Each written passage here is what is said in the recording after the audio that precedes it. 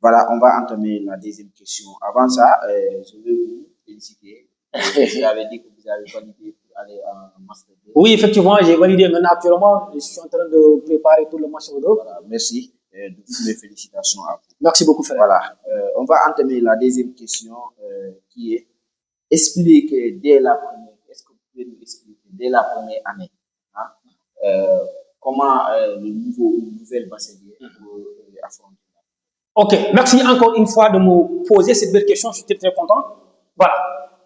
La question est que tout simplement, c'est-à-dire, dès la première année, comment pouvoir et comment affronter, c'est-à-dire les difficultés, mais surtout comment affronter la bibliothèque, c'est très important.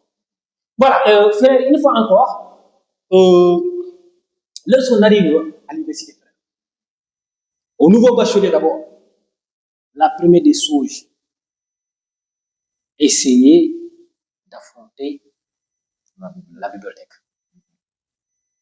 Il faut se documenter. Ici à l'université, quand on arrive à un certain moment, c'est le niveau qui compte.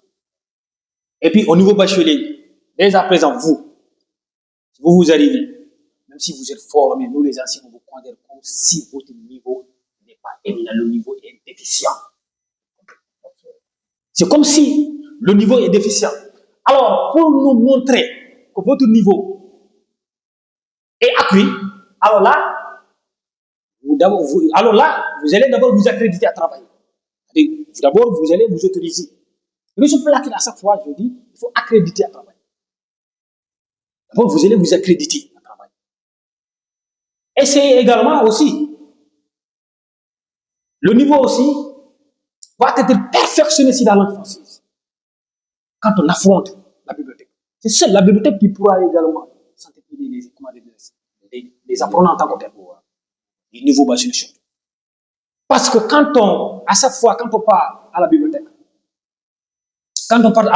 également, à chaque fois que vous êtes là-bas, vous êtes tellement à l'aise avec les mots. Vous allez voir que vous allez bien calibrer les mots. D'abord, je prends l'exemple à moi-même. Moi, auparavant, pour prendre la parole devant le public, ça a été ma difficile. Et puis, lorsque je faisais en classe lorsque je fus en classe de terminale, c'est moi qui présidais. Je présidais également, le gouvernement scolaire. En classe de troisième encore, c'est moi encore qui présidais encore le gouvernement scolaire. Donc là, tout ça, ça m'a également, toute cette opportunité-là, ça m'a incité également à travailler. Et lorsque j'étais arrivé ici à l'université, je me suis dit que non, moi, il me faut également un plan.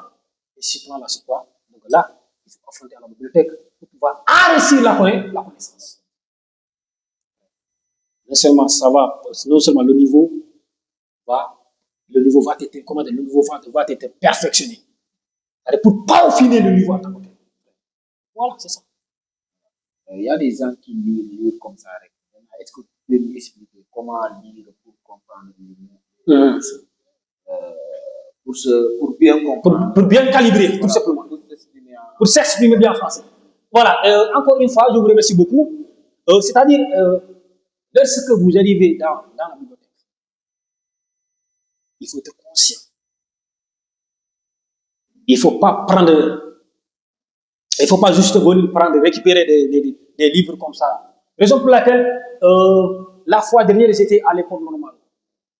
La bibliothèque de l'école normale, j'avais lu également un livre, page 54, ligne 17, qui me disait que également, qui disait que également, tout simplement, la réussite ne consiste pas à s'imposer aux autres, mais devenir une source d'inspiration.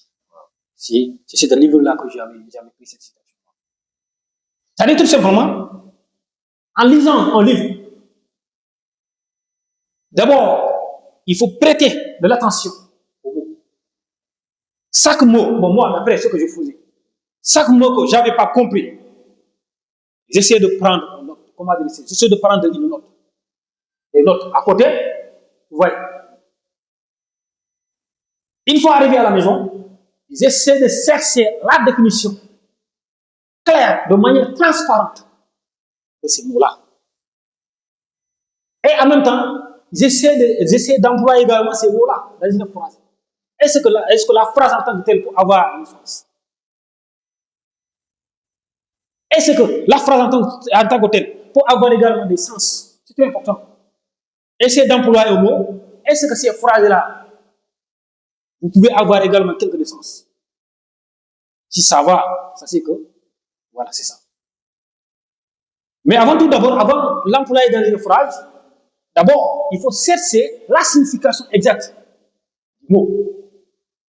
Après, vous allez employer dans une phrase pour qu'il y ait un sens. Pour qu'il y ait le sens en tant que mot, pour qu'il y ait un sens du mot. Voilà l'importance d'affronter la bibliothèque.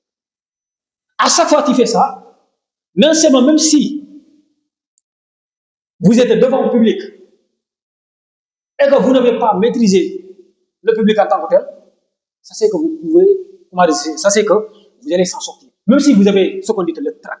Le trac, ça dit la peur avant de s'exprimer devant un public. Même si vous avez ça, à un certain moment, ça va venir frère. C'est ça également, tout simplement.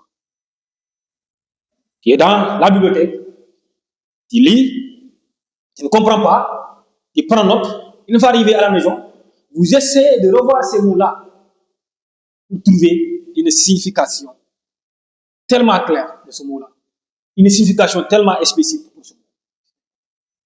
Je vous remercie. Voilà, vous pouvez nous donner quelques conseils aux nouveaux. Bon. Parce qu'il y a des nouveaux qui viennent avec des niveaux très, très excellents, mais il va arriver à l'université.